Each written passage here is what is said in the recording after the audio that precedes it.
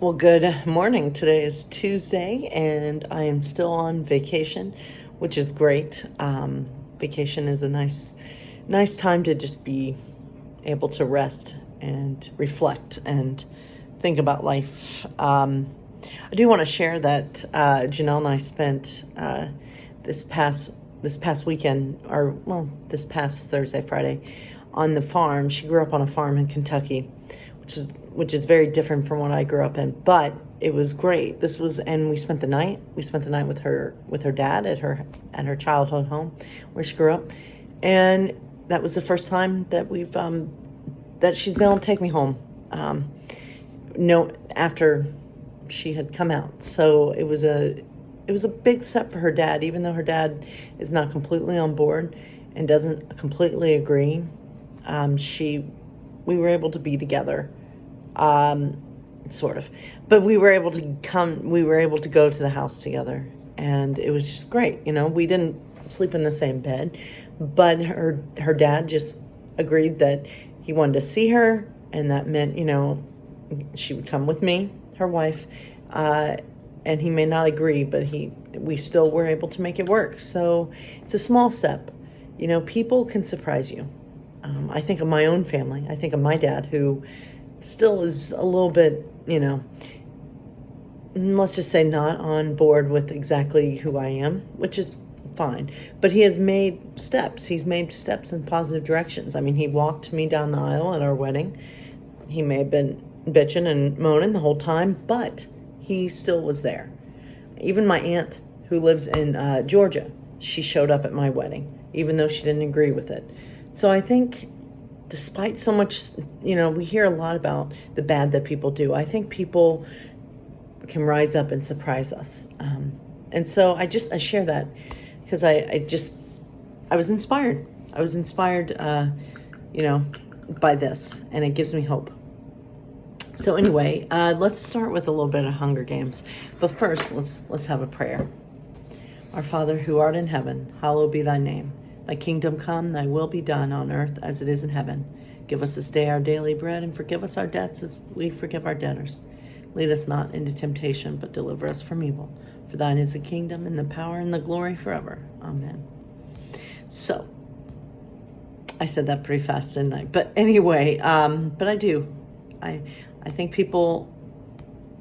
there's a lot of bad in the world, obviously, but I do have faith in humanity, and that's an important thing to do.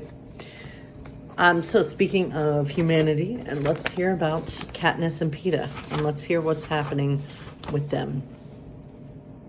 I give a non-committal shrug and cup my elbows in my hands, hugging them close to my body. I have to bury the real pain, because who's going to bet on a tribute who keeps sniveling over the deaths of her opponents?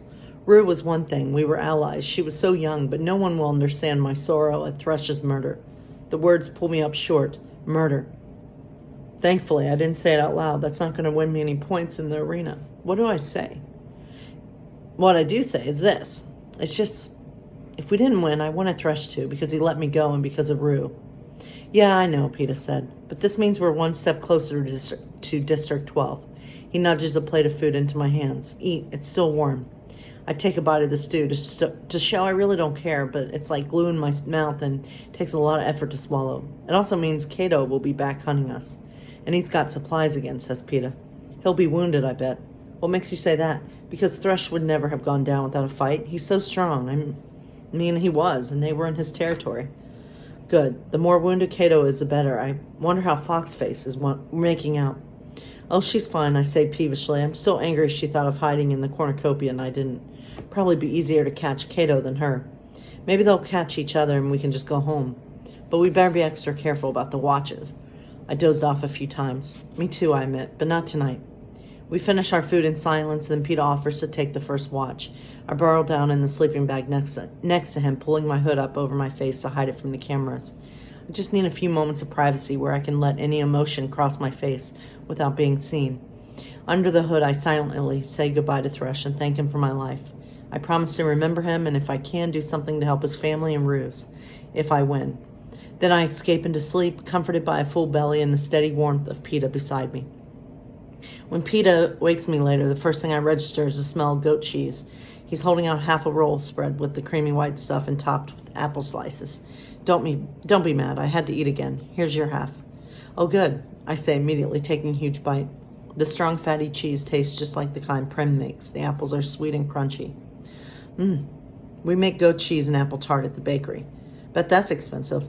Too expensive for my family to eat unless it's gone very stale. Of course, practically everything we eat is stale, says Peter, pulling the sleeping bag up around him. In less than a minute, he's snoring. I always assumed the shopkeepers lived a soft life. And it's true, Peter has always had enough to eat, but there's something kind of depressing about living your life on stale bread, the hard, dry loaves that no one else wanted. One thing about us, since I bring our food home on a daily basis, most of it is so fresh you have to make sure it isn't going to make a run for it. All right. So, there you have it. So let's get right back into John Pavlovitz. And our blog for today is The Kind of Christian I Refuse to Be. So let's hear what he has to say. And I do really appreciate what he writes. You know, these are words that need to be said. And he is bold and he says it. So anyway, let's hear what he says. I am a Christian. Actually, lately it's more accurate to say that I am still a Christian. I now say this with much trepidation. I say it with great fatigue. I say it somewhat begrudgingly. I say it with more than a good deal of embarrassment. Not about Jesus, but about so many of his people and so much of the church professing to speak for him. Seeing too much negativity and hatred in what now represents my faith tradition, it's become a daily battle to make this once effortless declaration. I know that it now automatically aligns me with those who share so little in common with the Jesus I met when I first claimed the name Christian. I know the immediate response people likely have when I make this declaration. I know the kind of people they associate me with in an instant. I am a Christian now aligns me with bathroom bullies, politicized pulpits, white privilege, and overt racism with bigotry towards so many groups of people who represent the world I grew up believing that God so loved. There are things that used to be givens, absolutes. When one made a claim to follow Jesus, they no longer seem to be. For far too many people, being a Christian no longer means you need to be humble or forgiving. It no longer means you need a heart to serve or to bring healing.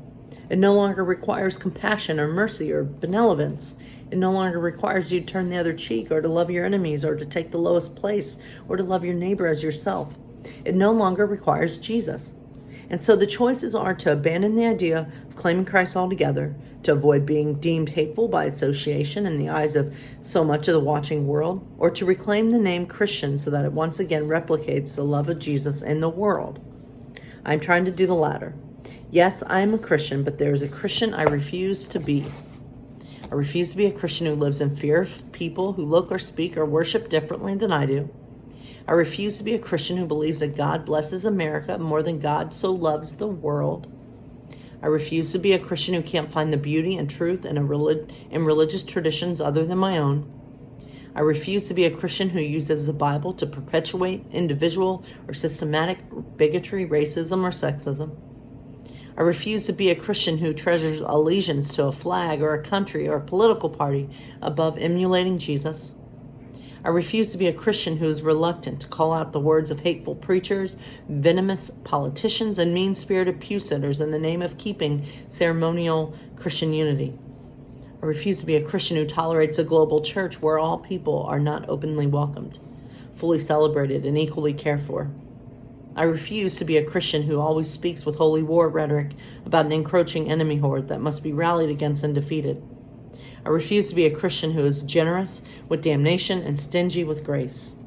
I refuse to be a Christian who can't see the image of God in people of every color, every religious tradition, every sexual orientation.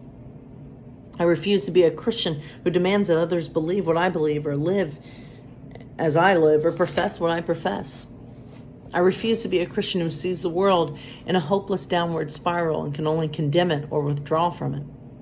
I refuse to be a Christian devoid of the character of Jesus, his humility, his compassion, his smallness, his gentleness with people's wounds, his attention to the poor and forgotten and the marginalized, his intolerance for religious hypocrisy, his clear expression of the love of God. I refuse to be a Christian unless it means I live as a person of hospitality, of healing, of redemption, of justice, of expectation, defying grace, of counterintuitive love. These are non-negotiables. Yes, It's much more difficult to say it these days than it has ever been, but I can still do it. I am still a Christian, but I refuse to be one without Jesus. Mic drop. And so for me, yes, I refuse to be a Christian that is anything but love. Love for all people. And I demand of myself to be someone that is about love. And so tomorrow, tomorrow we'll start a new section of this book, and this is stuff that needs to be said about America, race, and yes, politics. Oh my. So I'm using, and as I said, I am reading from that book, John Pavlovitz. So I do hope you all have a wonderful day, and I hope you're hanging in there.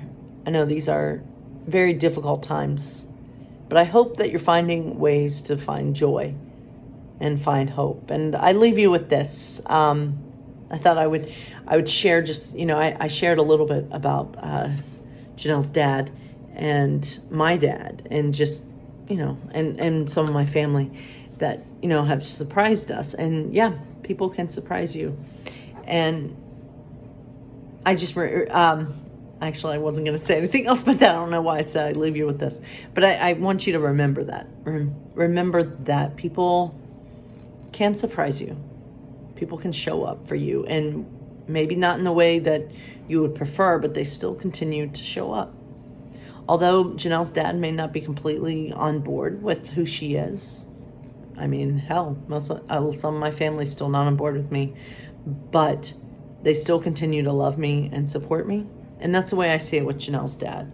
Janelle's dad loves her unconditionally, and he may not be exactly on board 100%, but it was a big deal for me to come home with Janelle. So, just look for ways that people, maybe sometimes we just don't notice it when people do surprise us, but I like to think that people are not all bad. And so I don't know, it gave me hope. And so I hope you're finding ways to get hope. All right. God bless you.